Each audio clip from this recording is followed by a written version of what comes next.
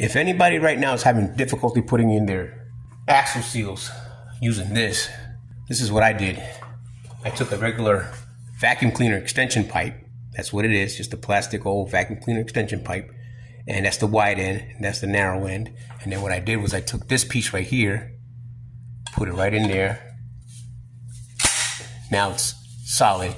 And then use this hammer, 4-pound, and to bang it in.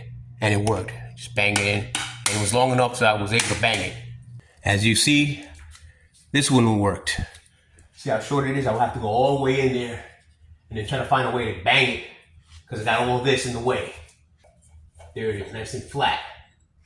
And then just bang it from here. And just keep banging it and banging it, tapping it until it's in flush. And right now, it's in there flush. So yeah, this works. Hope this helps.